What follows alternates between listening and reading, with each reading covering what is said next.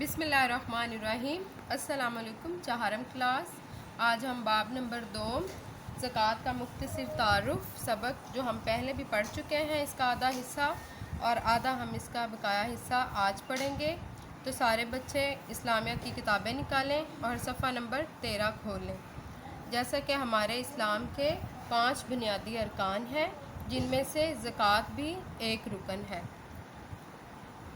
ज़कात का मुख्तसर तारुफ पढ़ते हैं। तो देखिए ज़रा किताब पर, ज़कात के लफ्ज़ी मानी पाक होना या बढ़ना के हैं।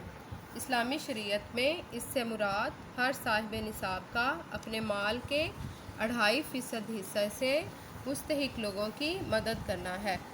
साहिब मतलब कि जो भी इंसान साहिब इस्तिताअत है, अल्लाह ताला ने उसकी ज़रूरत से ज़्यादा उसे माल दिया हुआ है, तो उस पर यह फ़र्ज़ कर दिया है कि वो अपने माल में से गरीबों का हिस्सा निकालें और जो कि मुस्तहिक हमारे माशरे के लोग हैं उनकी मदद करें अपने माल से।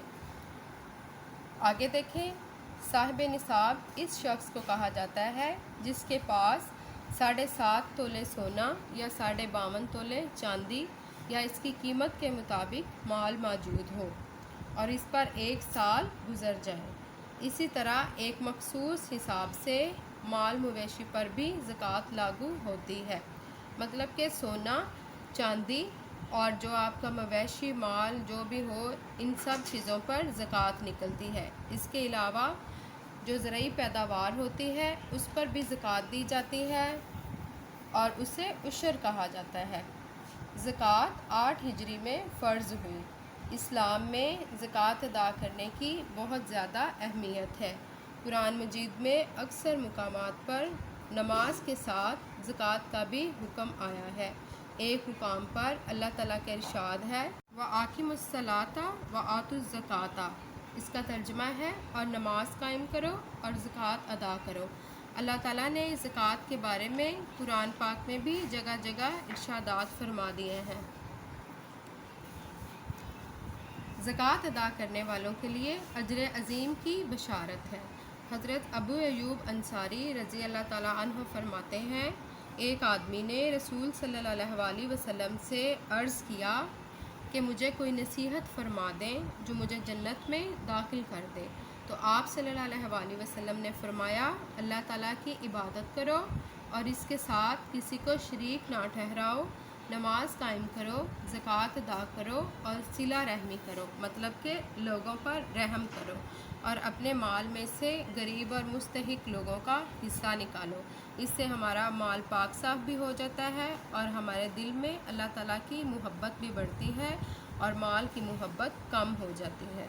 बच्चों, वैसे तो ज़कात अदा करने के बहुत से फ़वाइद हैं जो कि हमें दुनिया में भी हासिल होते हैं और आखिरत में भी, लेकिन यहाँ पर हम चंद एक का ज़िक्र करेंगे। तो देखिए किताब पर, सबसे पहले है ज़कात से इंसान का माल पाक और साफ़ हो जाता है। यानी कि जब हम अपने माल में से गरीबों का हिस्सा निकालते हैं, उनको ज़कात के तौर पर देते हैं, तो अल्लाह ताला हमारे माल को पाक और साफ़ कर देता है। आगे देखें, ज़कात अदा करने से अल्लाह ताला माल में बरकत अता करता है। जब हम ज़कात अदा करते हैं अपने माल में से, तो अल्लाह ताला हमारे माल में बरकत अता फरमाता है, तो हमें उसके बदले में और मज़ीद रिज़्क़ अता किया जाता है। जीम पर है, ज़कात से माशरे के नादार और मुस्तहिक अफराद की मदद होती है।